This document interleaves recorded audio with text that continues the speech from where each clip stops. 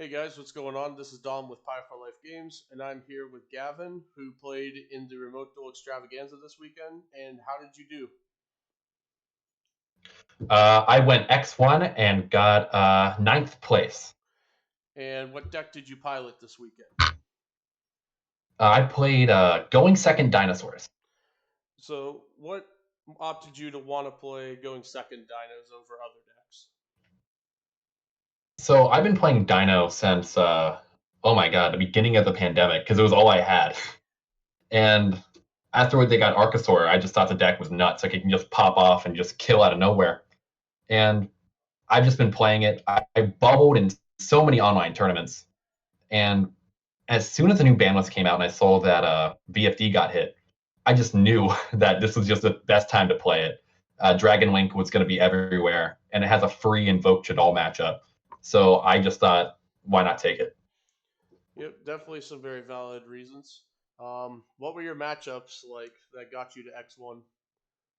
So surprisingly, the funny thing, I lost round one.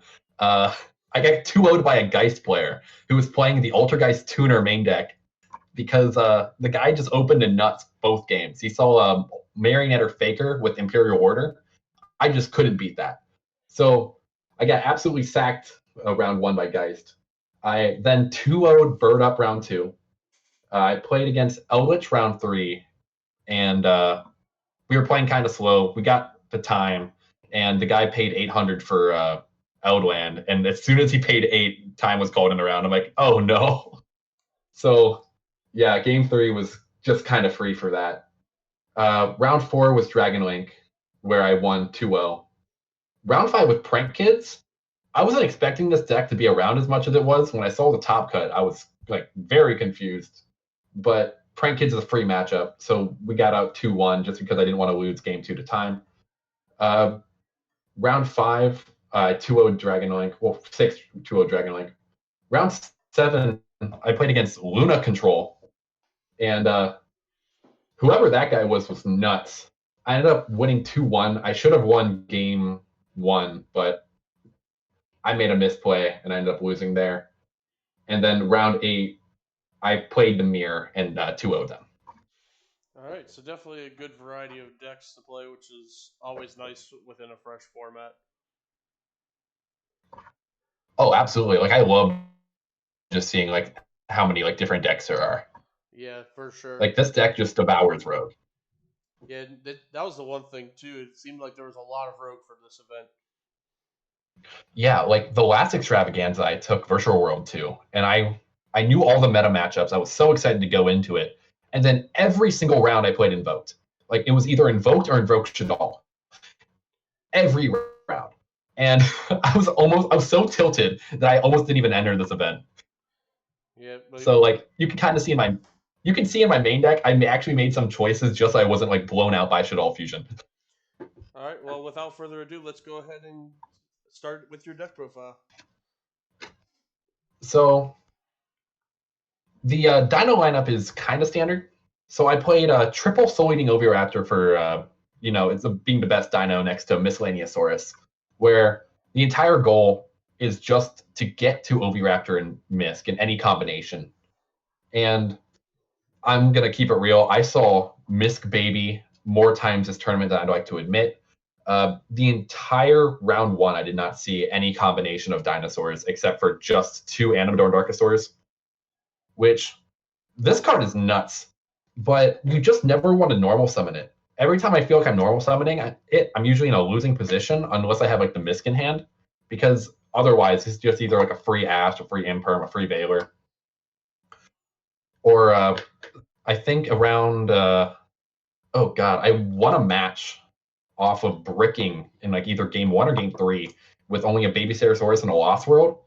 And if you just get any Dino with a Lost World, you just have full combo. Like this deck is just super explosive. And something I see people cutting is Giant Rex. I wanted to main it because of how much Rogue I thought there was going to be, and I didn't want to lose to any trap matchups. Because this card just comes up where, let's say you get D-shifted, you can normal summon Oviraptor, send Rex to Grave, but it'll be banished instead, and you just get a free rank 4, so you can just wait a turn. Or usually against Eldritch, you want to just keep bringing this back so you always have a recurable body. Right.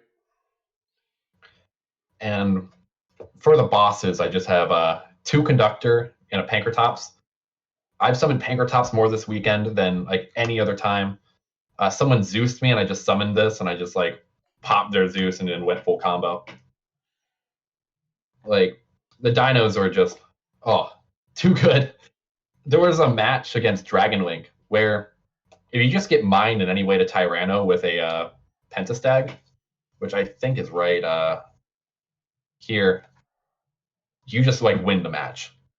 Like, I think one of my opponents just did not play the Dragon Maid engine, which is the only card that you lose to against Dragon Link. So that matchup was just so free. Now we move on to the hand traps where I play triple Ash and a triple Gamma with a driver. I won a match off of normal summoning driver where I just kept drawing into Oviraptors, and I knew against Eldritch I would lose if I just normal summoned Oviraptor and went and played into Needle Sealing. So I just normal summoned this. They use any trap, it doesn't matter. I had follow up for next turn, they couldn't kill me. Yeah, that was pretty funny. And then people are taking out Ash Blossoms, which I agree with. I don't want to play this card. This card is not high impact enough against anything. There are better cards you could be main decking. But for this event, I thought there were going to be a lot more Dino and Shadal players. So I didn't want to get blown out by Fusion. I didn't want to lose to Misk. I didn't want to lose, Prank Kids. Ashing the Prank Kid was just so good. I don't know if I'm going to be taking it out. I might, but if Prank Kids get bigger, I think I'm going to keep them in. But I don't know. I'll see where the world goes. And that's all the monsters. All right. Moving on to the spells. Triple Fossil Dig. It's just more Oviraptors. And then the best cards in the deck. Triple Lost World, triple Mystic Mine, into 1 Terraforming. I used to hate this build. Like back when Dragon Link was originally the best deck with Link Cross, I just did not believe in Mystic Mine. I thought this card just wasn't good enough. I thought that like in Dino Mirrors, it was just terrible because they could out it, which is true. You can out your opponent's Mystic Mine with a Lost World. But, oh my god, round 8, they tried outing my Mystic Mine. They were able to play around it. They made a Lambda, outed my mine, and I just OGK'd them. It didn't matter. I can set the pace with this card. My early rounds, I just never needed this. I was bricking on it. Against Rogue, it's not really the best. But against meta, I've won almost all of my matches, I think, past round... Yeah, after Eldritch. After round 4, every match was due to Mystic Mine. I just activate mine and then went in for kill. This card is nuts.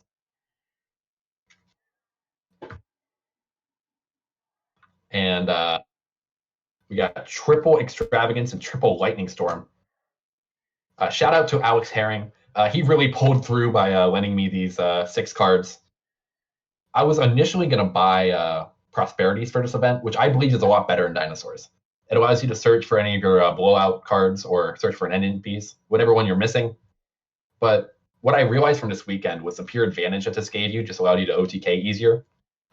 But I would have rather, searched for a Mystic Mine, search for the Storm. But this card was just stuck in my hand all weekend. The Prank Kids player, I think game 1, 2, and 3, I Lightning Stormed them at least once each game. I just felt bad. Yeah. But I would just not take this card out of main deck though. Like, if you can't play these, I don't know if like this deck is really as good as it was.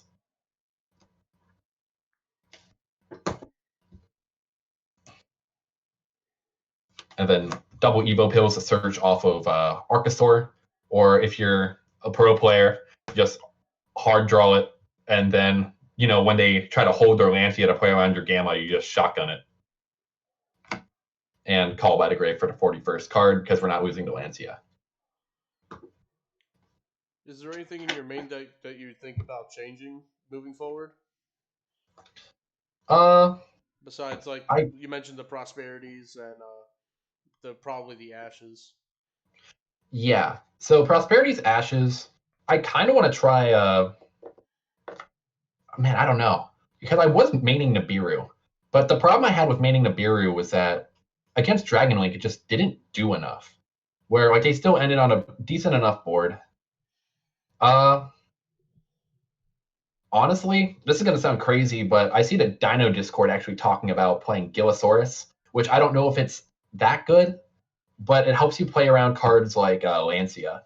So I might be testing that here soon, but when it comes to the Invitational, I might just trade out the Ash Blossoms for another hand trap that works better. I was testing Meister, but I need to see how things go. Yeah, for sure. Do you want to see my extra or side first? Whichever you prefer. All right. I'll go over the extra.